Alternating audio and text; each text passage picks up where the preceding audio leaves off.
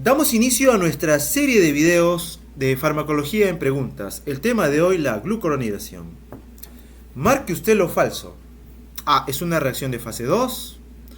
Es una reacción de naturaleza sintética, es decir, una molécula A más B da una nueva C. Hay relación con el síndrome de Gilbert. Hay relación con el síndrome de Klicher-Najar.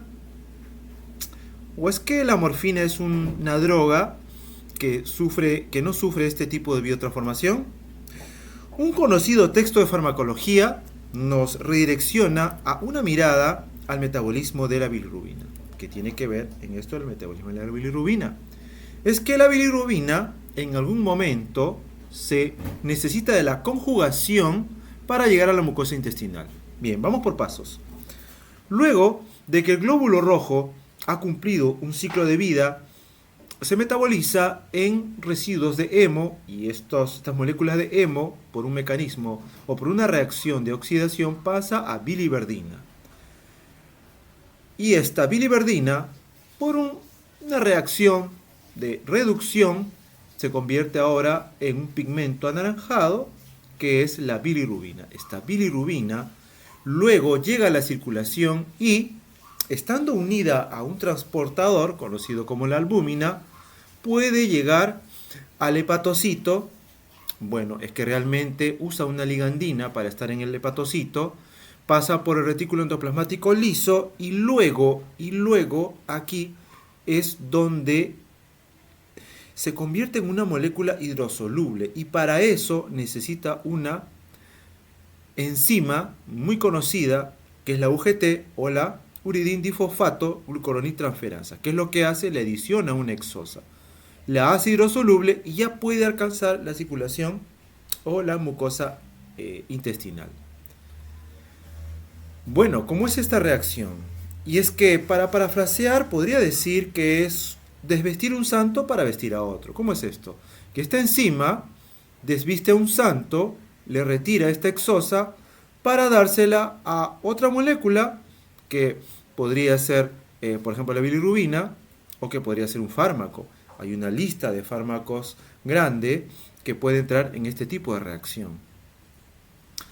Sin embargo, así como existe la glucuronidación, también existe un proceso antagónico que se podría llamar lo que hace, por ejemplo, en la mucosa intestinal las bacterias con su glucuronidasa. Es decir, si teníamos un fármaco conjugado, por ejemplo, es un antitumoral, un anticancerígeno, que está conjugado, tiene una hexosa, posteriormente en la mucosa intestinal, digamos que salió en los conductos biliares, fue secretado en los conductos biliares, ahora llega a la mucosa intestinal, y en esta mucosa intestinal es escindida, se le retira esta hexosa y ahora esta molécula queda libre, lipofílica, y podría actuar. Es decir, incluso este medicamento, este fármaco, ya había sido conjugado para ser eliminado, pero en el intestino sufrió un proceso reverso y ahora está libre para actuar. O sea, ¿podríamos tener un efecto adverso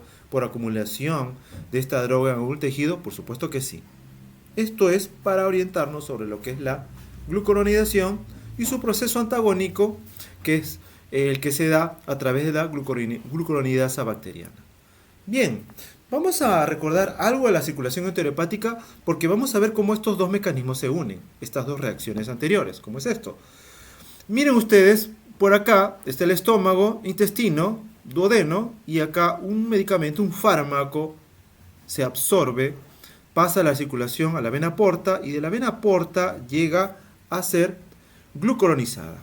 Esta glucuronización permite que vaya por los canalículos biliares, luego por un conducto biliar, y luego llegar a liberarse, llegar a la mucosa intestinal, y en esa mucosa intestinal, esta molécula que es conjugada, ya está glucuronizada, viaja y de pronto se encuentra en el intestino, o una parte del intestino, donde las bacterias tienen glucuronidasa.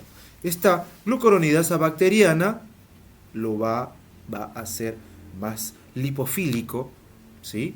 Y ahora va a atravesar esta mucosa intestinal, va a la circulación, por así decirlo, nuevamente, y llega al hepatocito para sufrir un proceso ya sea de glucuronidación, es decir, recircular, o si esta glucuronidación da moléculas pequeñas, podría incluso eliminarse vía renal. Entonces, tenemos un fármaco no conjugado lipofílico que se absorbió por acá,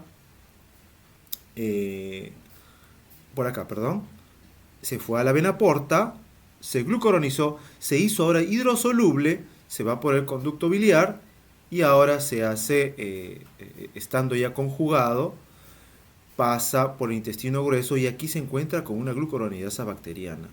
Entonces vuelve a absorberse, vuelve a entrar a la vena porta y podría ser nuevamente glucuronizado o también eliminado por vía renal.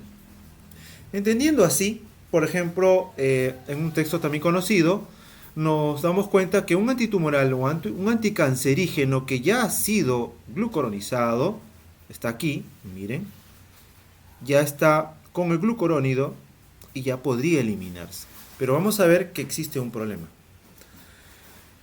¿Qué sucede cuando esta enzima está ausente o cuando hay déficit?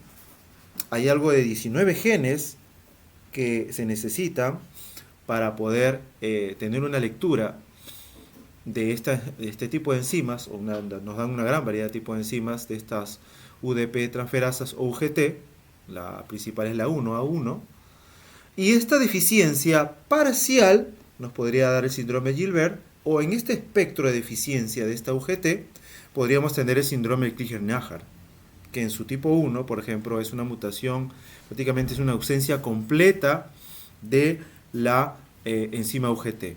Una deficiencia parcial, por ejemplo, podría ser que se use, digamos, un 30% de deficiencia de esta enzima.